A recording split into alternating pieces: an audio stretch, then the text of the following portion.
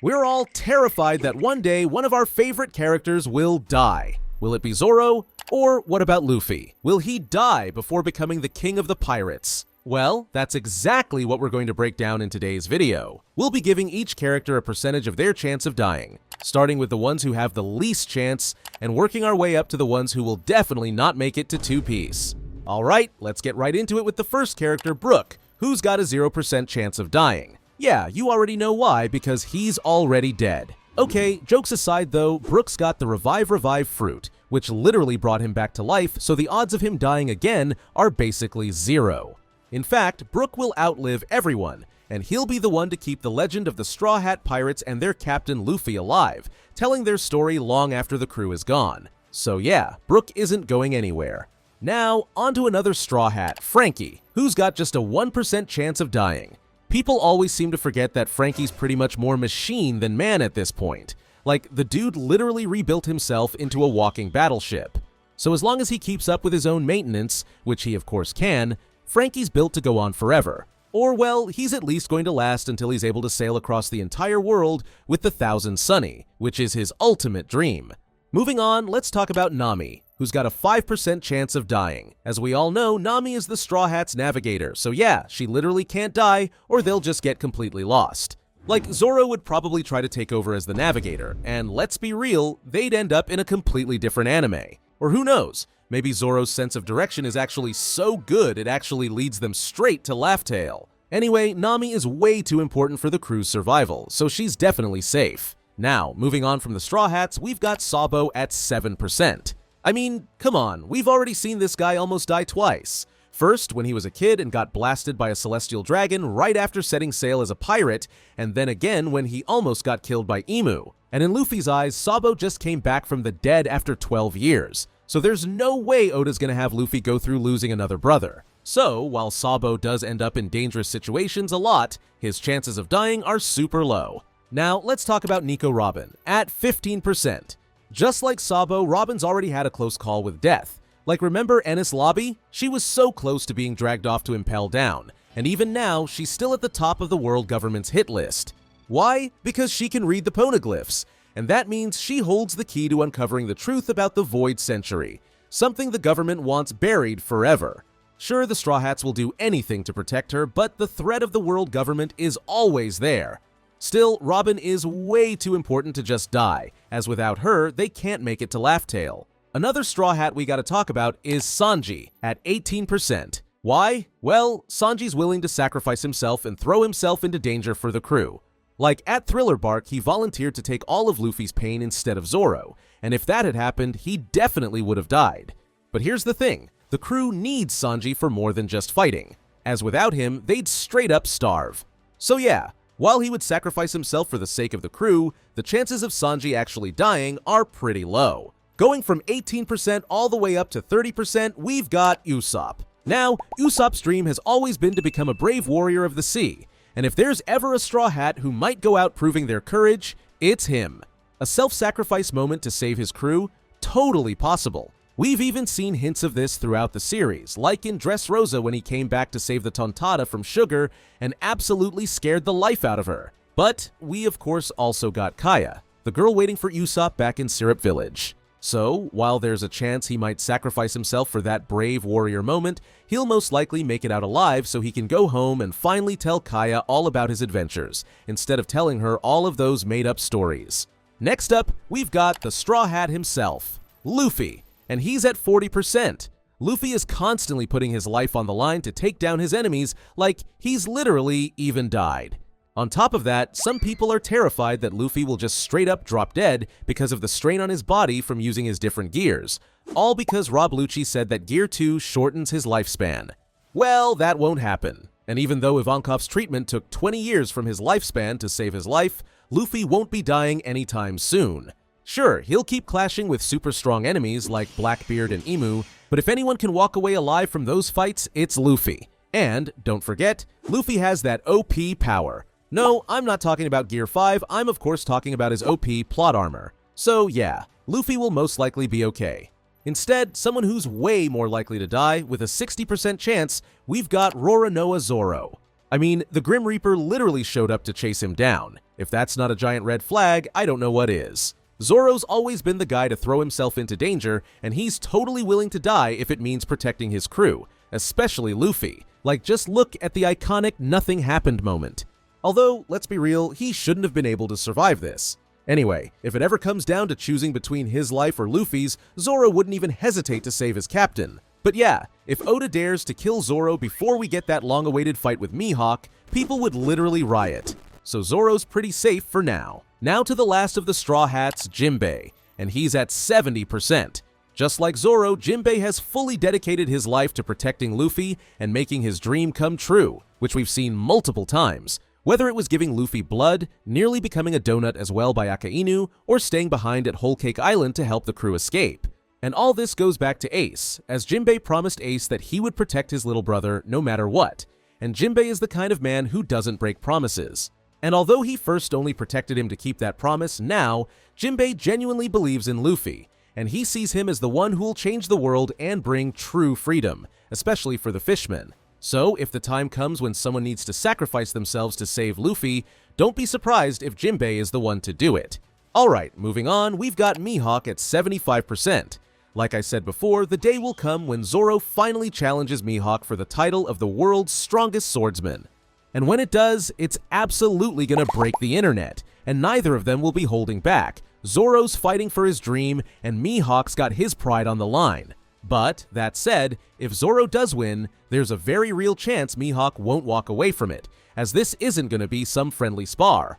So, this might be his final duel that ends with him passing the torch permanently. Now, let's talk about Monkey D. Dragon, who's at 85%. Dragon is the leader of the Revolutionary Army and known as the world's worst criminal. And he's got one clear mission in life: to take down the corrupt rule of the world government. Although he's been in the shadows and plotting for years, now as we're literally in the final saga, it looks like he's stepping into the spotlight. And if there's anyone crazy enough to go toe-to-toe with Imu, it's Dragon. A final showdown, the Liberator versus the Tyrant, feels inevitable. And with how much is at stake, Dragon would absolutely sacrifice himself if it meant tearing down the world government for good. Next up, we've got Kuzan at 88%. Now, Kuzan is a tricky one. Is he really with the Blackbeard pirates, or is he undercover, playing the long game? If he is truly on Blackbeard's side and wants to see Teach become the Pirate King, then yeah, both Akainu and Aramaki will try and take him out as soon as they see him. But let's flip it. What if he's not loyal to Blackbeard? What if he's a double agent working with the world government or Sword? I know he almost killed Garp, but that's just it. Almost. Well, if the Blackbeard pirates catch wind of that, yeah, same outcome, he's dead. But we all know Kuzan is a good guy at heart, and after seeing the devastation at both Ohara and all the deaths at Marineford, there is a good chance he'll want to make up for his past by saving someone from certain death. Maybe Robin? Or maybe Koby, like Garp did for him back in the day. Anyway, Kuzan will unfortunately most likely die. Talking about Garp, he's up next with 90%. Now, as I said, Garp survived his brutal clash with Kuzan at Hachinosu, so it's not over for him just yet. So, why does he have 90%? Well, to explain that, we need to go all the way back to the Marineford War. Because remember when Akainu killed Ace? Yeah, well, Garp snapped. He was ready to kill Akainu on the spot, and the only reason he didn't was because Sengoku physically held him back. And before Ace died, all Garp wanted to do was to save him, but he couldn't go against the world government. But now, if it were Luffy instead of Ace that needed saving, Garp wouldn't have held back. We literally saw when Luffy rushed past him to save Ace, Garp let him go. He just stood there and took the hit because when it comes to Luffy, he chooses family over the world government. So, in the end, Garp will most likely sacrifice himself to save Luffy from the world government. Now, talking about Akainu, he's also at 90%. We all hate this guy, but Luffy and Sabo hates him even more, because Akainu literally killed Ace right in Luffy's arms, and that moment of course completely broke him and he's never going to forgive him for it. So, when they eventually meet again, Luffy's not gonna hold back. And then there's Sabo, who hates him just as much. And with Sabo having Ace's old Mera Mera no Mi, it would honestly be poetic if he was the one to take Akainu down. Sure, Akainu's no pushover, he's insanely strong. But yeah, one of them will get revenge for Ace, I'm absolutely sure of it. Moving on, we've got Shanks, and he's at 92%. Why? because everything about his story is about self-sacrifice for the new generation.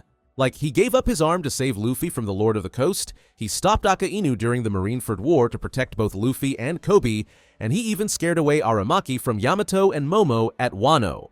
Although Kid is of course the exception. Anyway, Shanks is literally set up to save Luffy. He saved him at the start, saved him in the middle at Marineford, and odds are he's gonna be there at the end too. Probably when Luffy goes up against the world government and even Shanks' own father and brother. Their reunion has been building up forever, but it's probably also setting up Shanks' final moment, sacrificing himself so Luffy can continue on his journey. Let's now talk about Trafalgar Law with 95%. Now, we've all heard about the perennial youth operation. You know, the one that grants someone immortality, but at the cost of the user's life. This thing has been teased so much throughout the story, it almost feels inevitable that it'll come into play eventually. So, will Law perform the surgery on Luffy? Well, probably not. Luffy isn't the type of person who would want immortality. Instead, here's where it gets interesting. What if Law doesn't use it to make someone immortal, but to reverse immortality? Think about it. We know that all of Law's attacks can be reversed, like he can cut people and things, and then put them back together. So why couldn't he perform a surgery that makes an immortal mortal? And who's that one mysterious shadowy figure ruling the world from behind the scenes?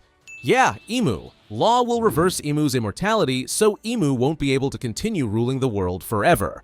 Either way, if he uses it, it's a death sentence. So Law's looking like one of the most likely characters to lose his life.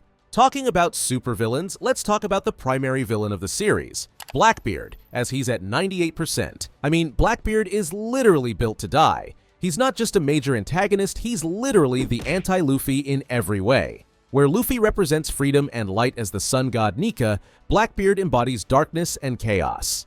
So it just feels right that the light will be snuffing out the dark. And don't forget, Blackbeard is the reason Ace is dead, so Luffy will want to get some long-awaited revenge. As for how he might die, well, during the final battle between Luffy and Blackbeard, both of them will fall into the ocean. The Straw Hats, loyal as ever, dive in without hesitation to rescue Luffy. Meanwhile, the Blackbeard pirates literally can't save him, as none of them can swim. So, no one jumps in, and Blackbeard drowns. It'd be the perfect way to show the difference between their two crews. Loyalty over power. Anyway, Blackbeard's death is all but guaranteed. Now finally, the one character in One Piece who's got a 100% chance of dying and will definitely not make it to Two Piece, Emu. Like, look at this chapter cover from chapter 186.